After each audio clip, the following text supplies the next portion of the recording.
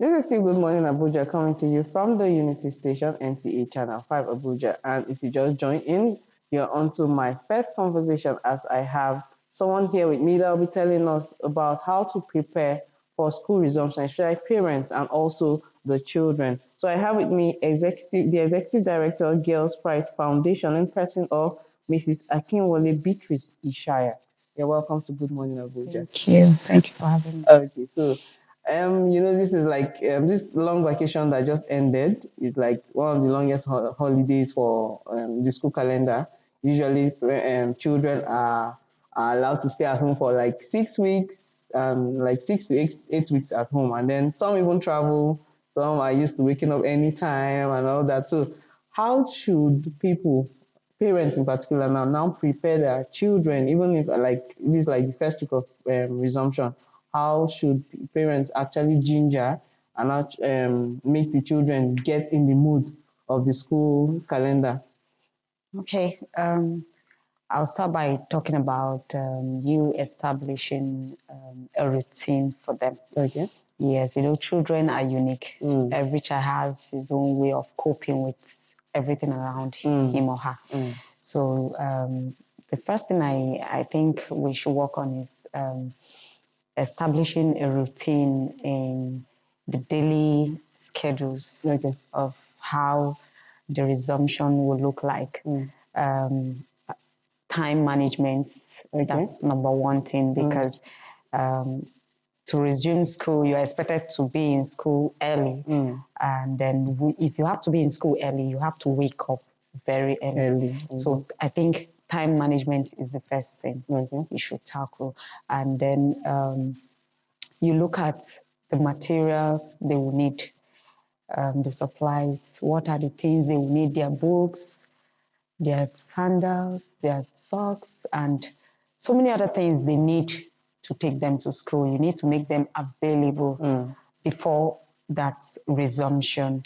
And then before resumption, you should be able to, refresh what they've learned from the previous section, coming to this new section. So you might have refreshed what they've learned to prepare them ahead of resumption. And sometimes resumption like this, those days when we're kids, coming to, you're approaching resumption, and then you'll be tense, and that anxiety is there. How am I going to resume a new class? I'm going to new class.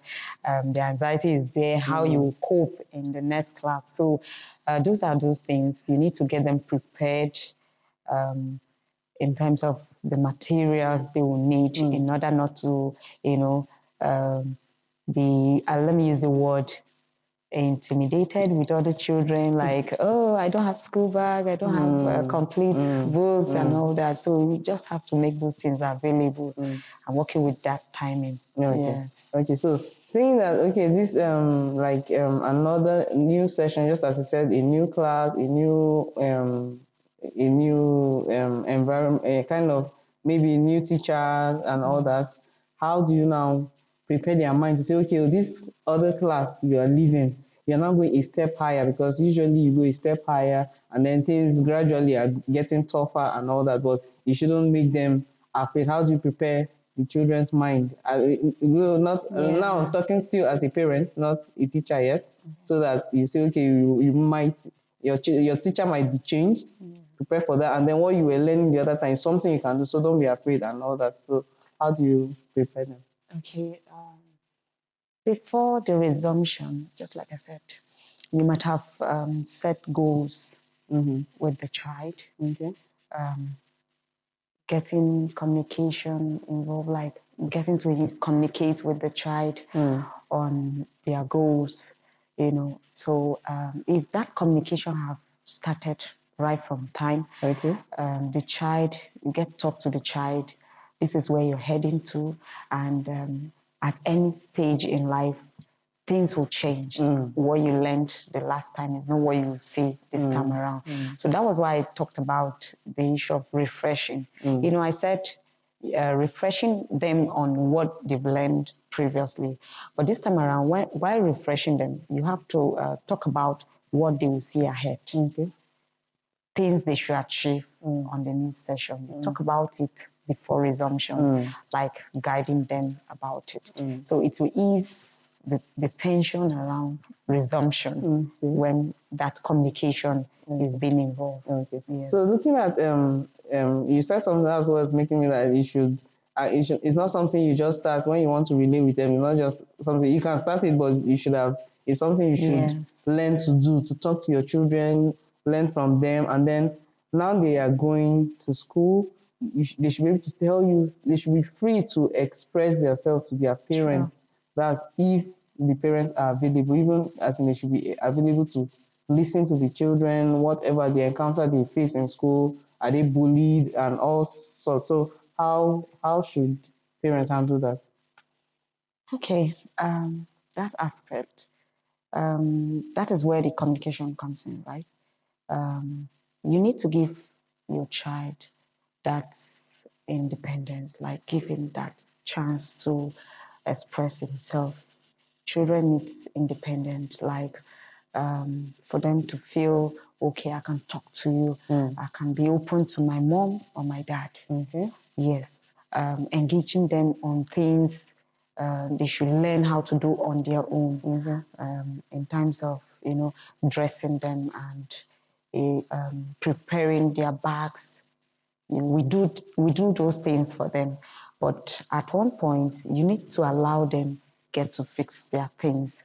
So things like that will make the whole thing easy when they want to relate things that happen in school. And then sometimes previously, before the new session, I would say parents should have engage in communicating with the children. Like when they come back from school, you just be the one to ask them. You have to be the one to ask them what really happened today.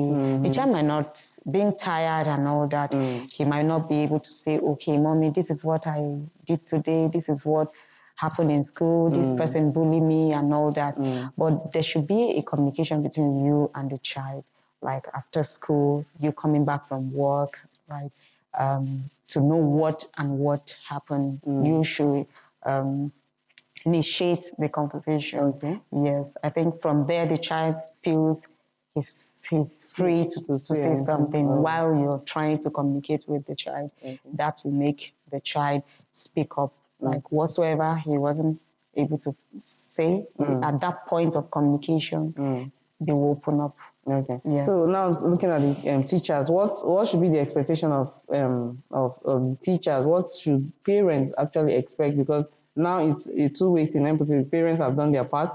What should teachers also do? Okay, and in the aspect of teachers, I would say, as parents, you create open line communication with teachers. Okay. Yeah, let there be open line communication, like having access to be able to talk to the teacher how your child is performing, things around your teacher, things around your child, the things the teacher gets to expect from the child, and maybe he doesn't deliver what the teacher is requesting from him. Sometimes children, you might want a child to say something and the child might just be quiet looking at you like that. So you might not have the idea that the child is being quiet in the class. But when you have this open line communication with the teacher, at one point, the teacher will be able to say, okay, ma'am, your daughter today, she wasn't able to say a word.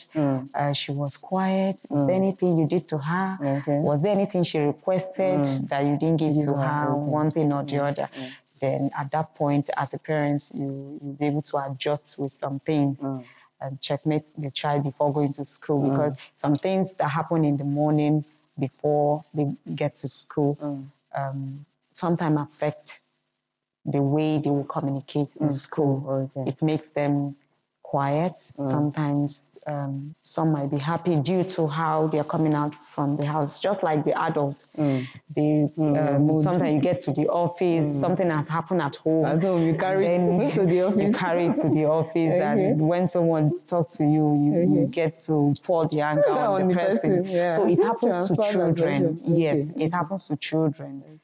Maybe they're requesting something from you. that you didn't have at the moment, and you weren't able to explain how you could provide the next time, even if it's not available. So things like that might just, weigh them down the whole of that day. So before I let you go, I just one quick advice for parents, teachers, and even the children at home that are resuming school. One word to take them that would like inspire them, spur them to do more for this new academic session. Okay. My advice to parents before I come to teacher section, the parents to teachers, be nice to your child's teacher. That's number one. You have to be nice to the teacher. It brings out results on what the teacher will give to your child. Be nice, and just like I said, the time of communication, you have to give room, because some parents are just strict that you can't communicate with. There's no laughter. You just come, you drop your child and go. Let there be courtesy between you and the teacher. And then let's listen to our children whenever they're trying to say something to us. And let's get them engaged in terms of when they're back from school, get to ask them what happened in school. Yes, let's learn to communicate with our children and also communicate with the teachers. Then you compare how far the child has improved at that level and where you should make amend and where you should improve. Yes, at that point. You said it all, like communication is the key. Yes, communication is the key. The teachers and also the children to actually get to know even your children better. So thank you for coming on Good Morning Abuja. You told us a whole lot, like the session is on, but I know with this you've told us is something we can also still inculcate and get better for this academic session. So we've been speaking with the Executive Director, Girls Pride Foundation, in person of Mrs. Akinwale Beatrice Ishaya, and she has told us a whole lot in order to help us, help parents, help children, also the teachers to prepare for this new academic session. We'll go on a short break, and after that, the program continues.